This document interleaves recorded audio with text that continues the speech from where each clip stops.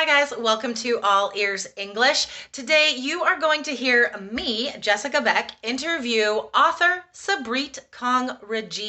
She just wrote a book called Generation Zero, and she is going to talk about being Indian American and finding ways to feel freedom in any country, especially if you feel like it's not your own. So, guys, listen up. This is a very inspirational conversation, and find her book, Generation Zero. All right, let's get into it. Hello, all ears English fans. I am very excited to be hosting today. You don't often hear me, Jessica, taking it on all by myself, but you know what? I'm not by myself because I have one of the most amazing guests we've ever had on All Ears English. Sabreet, welcome to the show. I am really excited to be here and I'm flattered. So guys, Sabreet is here with some very, very important messages for you. Guys, if you are already living in an English-speaking country or you want to live in an English-speaking country, listen up today. Maybe listen 2 or 3 times. Take notes, all right? This will help you feel better, feel more comfortable, be yourself in a comfortable way no matter where you are. So, Sabreet, why am I asking you to talk about this? Because I'm, an Indian American and I wrote a book. It's called Generation Zero. It really is talking about the experiences of being hyphenated identity and just what it means to be an American if you want to be one. Right. Like, yeah, what define that for yourself. I think that's what we're discovering today, right? Yeah. Can you define what this means for our students? Generation Zero. So it's like Generation Zero is a term that I came up with because it's really hard for me to understand, like if I'm a first generation or a second generation immigrant or Indian American or anything. I looked it up in like Webster's Dictionary, the Census Bureau. I mean, it's very complicated, and Yeah. there is no universal definition. So I'm like, well, I'm going to create my own, and it's going to be called Generation Zero. And the only the biggest reason is like when you come to a different country, you actually come with zero, whether it's no capital, whether it's no social community or something like that. Mm, You pick up and you just go. And with that zero, you make a foundation of a new identity, of a new culture, of a new community in a different yeah. country. And there's some great resilience to that. This is so huge because I think a lot of our students listening probably come from cultures that have a lot closer familial ties than we do in America. So I've spoken to many students who have immigrated to Canada, for example, and what's difficult is they don't have that social network. And I know in your book you have some amazing stories about how your family, how your father lost a very direct social network. I don't want to spoil the story because I want everyone to read your book. But that is very scary, and that's something that inspires me about our students is they're willing to take this risk. So let's get into the positives. What are 3 things that our students can think about and really sort of meditate on when they are trying to fit in? We'll explain that, or not fit in a completely new culture. So, what is the first thing we should talk about today? I think the first thing we should really talk about is just like how unique you are as a person, like your immigration story, where you're going. There's such beauty in being this unique individual with this unique experience, relocating to a different country because you choose to do it because of Mm, different things. But, in these, whether you want to become like you're moving to Canada, you're like, trying to be an American or whatever it is, it's like sometimes we eradicate our choice of like who we want to be. mm. And it's because we feel like we don't belong to anything, like whether it be in Canada, whether it be in America. I identify myself as an Indian American. I'm like, well, I'm definitely not Indian enough. So I'm not American enough either.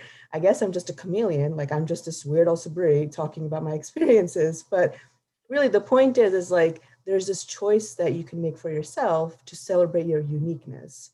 And you don't Yes. have to eradicate it. Celebrate it. Yes. I love it, guys. You know, to my mind, what is Sabreet talked about this being a beautiful state to exist in, and I completely agree because it is free. Um, this is another reason, not the primary reason, but definitely part of students wanting to live in Canada or the States or a different country is they don't have to be restricted by their cultural expectations, right? Like if you're from a very conservative culture, maybe you're like, I don't like this. It is tying me down. Celebrate the beautiful opportunity to be free of that in another country. And you know what? Yeah, this is totally scary because it's up to you. But here's the thing, you can choose who you want to be, right? You don't have to be Exactly. defined.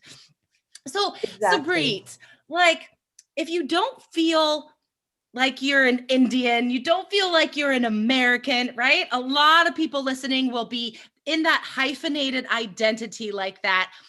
How did you find comfort? How did you accept that, yes, this is a beautiful place to be? It takes a long time to get there, but I think the first way that I really try to understand it and I conceptualize it is like I have two different doors of my identity. So I'm just going to use shopping metaphor because I love shopping. When it wasn't coronavirus, now I'm all about Amazon, I guess. But the Oh point my is, God, I know. you open up these two different doors. Like I would open up the American door, I would take my shopping cart, and I'm like, how am I American here? I really like pizza. I really like to learn about other cultures. I really like to do all these other things. And I would put those, you know, things that really resonated with me into my cart. And I would Mm-hmm. come out of that door. I'm like, all right, well, I'm done shopping at this store. And I'll go to the next door, like going into the Indian door. Like, hey, I'm a Sikh individual. I like, the freedom that I have, Mm-hmm. different things about being, an Indian. I would pick up those things and put them in my shopping cart and actually leave. So the I biggest love thing it. about this is that you don't always like if you have one culture or one identity being shoved down your throat, you Mm-hmm. kind of have to accept the good and the bad. Like Mm-hmm. here, you have the freedom and the choice to like really reject, like, I am not gonna be all about, a certain thing because like, for example, like in the Indian culture, like men are celebrated more than women. I'm like, well, Mm. I'm a huge feminist. I really don't care what they have to Number say. one, no for that. No, so not going in my cart. So it's just like, the Yeah. freedom to choose is very important. And that makes you you. Guys, students, I would love for you to take this literally, like actually make a list. Like make a list, say, okay, what is my hyphenated identity? What are the things I can celebrate and what reflects me and what I want to be? And like make a list. Right? Like, what about this culture do I want to keep? What about this culture? That's a great place to start, I think. I think it's a great place. And even make a list of things that you dislike, like things that Totally. are just, I totally hate this about this culture. I totally hate that. I want to work on incorporating this into the American culture, like acceptance, tolerance. You have the freedom to choose those things. It's a great beauty. But the thing is, people will make you feel like you need to confide into like one like identity or one kind of thing. Just reject that because celebrating your choices is the whole point of being an American or, going to Canada or any other country that you've decided to go to, whether your choices are celebrated. Definitely, definitely. I mean, America has been called a melting pot for a long Yeah. time, and I know there are some people that make you feel that that is not wanted, but that is definitely not all of us. And I promise you guys, if you are already here or you're going to come here or Canada, you can definitely find a community of people that want to know you and where you come from, right? We don't want you to be like us because that's boring. I want to We're know boring. someone exciting and interesting, right? So like keep that other exoticness because I want to know that. Exactly. Diversity of thought, celebrate your differences, and just celebrate your culture. Do not Yeah. eradicate it. Yes, I love it. Guys, there's so much for you to think about today. If you are parents coming over with kids or you're coming by yourself, there's a lot to reflect on. Okay. I told Sabreet before we started recording, I really have to rein myself in because I could talk about any one of these points for so long, but let's move on to point two. All right. So, what is the second sort of lesson for our students today? I think the second lesson that is super important is like you can also make English your own. You know what I Yes, I mean? love it. So it's like thinking about the English language, whether if you're learning English as your second language and stuff like that, and you have like another like native language that you practice, again, please celebrate your differences there, because it's like if you think about it from like a scientific standpoint and you actually study your brain, there's articles about this. Yeah, Speaking several languages is a sign of being brilliant. definitely. And I know sometimes if you're in school, I know personally, I can speak from experience. I would get back a report or like an article and it's completely red. And I'm like, oh my God, what did I do? Like, why are these commas not where they're supposed to be? And, I would be discouraged because I felt like I didn't understand English well enough. I didn't know how to write it. I didn't know how to speak it. And it kind of like hurt my confidence. And, being this, American that doesn't know English is kind of like, well, what's your purpose in life? you So I know? wanna I wanna pause here real fast because I want to make it clear for our students what situation you were in. I'm not sure if we defined this clearly enough at the beginning, but your parents were from India, right? They came over, but Sabri, you were born here.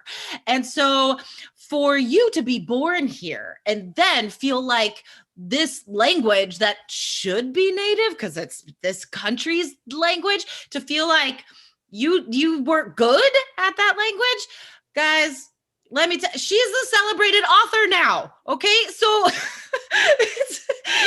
it's a process and it's worthwhile. And I want to say also that because I did my master's in applied linguistics, and yes, guys, scientifically, your brains are more flexible in a number of ways if you grow up bilingually, right? So another reason to keep that in your life. And that brings us to our third point, right?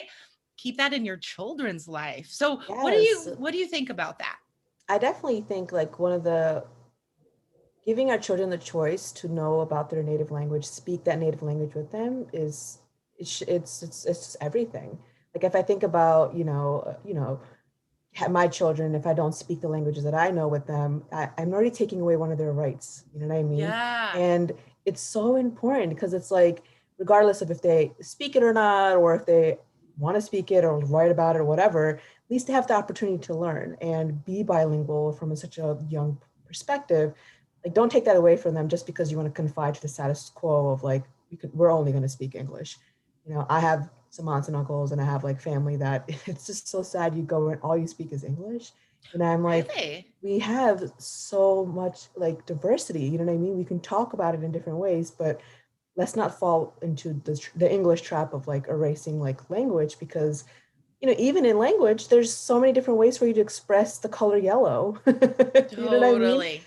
So having that, giving your children that choice, because I know like the pressure to make them the most perfect immigrant child could be so intense, but give them their choices to become what they want to become, even in their Yes. languages. Yeah. And don't expect perfection from yourself or your children. Connection, not perfection, as we always say on All Ears English. But also, like Sabreet said, guys, there are so many different types of English. I mean, even in America, there are full-on dialects that the rules are grammatically incorrect. Like, as a teacher, I'm talking to this person, I'm like, oh my gosh, subject verb agreement. That's not what we say. Like he be doing something. And I'm like, oh, guys, that is acceptable in that community. I mean, that's great. That's fine. Yeah. The important thing is to connect and to Yes. know that you are worthy of connection, right? Like, don't be so hard on yourself that you take that option away, right? Mm-hmm. Don't stop it before it begins. Don't be like, oh my gosh, my English is not perfect. I cannot talk to this person. You know what? You just missed a friend. You just missed Yeah. someone that could help you feel better in the world. And like the biggest thing is just like I was saying, is just like sometimes there's just things in that language that you can only express how to say it in that language. Yeah. Thinking about your children, like if they really want to connect to you, whether it's like you're Cuban American, Indian American, whatever, you're sitting there and you're trying to talk to them in this like language and they don't really understand like how to say I love you in this language. I mean, you just Yeah. lost like so much, like just coming to a different country. It's just like language gives you the expression to really talk about your culture. Yeah, You know, you have completely. you have to uphold it. Do you feel like, Sabreet, that having the first language as your home language, not English, right? Do Mhm. you feel like that created a bond between you and your parents that would have been missing otherwise if they had only tried to speak English with you? I totally agree because it's like it gives you comfort in knowing that we're collectively the same but different. Like even the way Mhm. that I speak Punjabi is very different than my parents, but at least it was something that we can talk about with each other. Like if we're going to the grocery Yeah. store and we don't understand something, we're like, this person is so and so. Yeah, sometimes we do talk about other people. You know what I mean?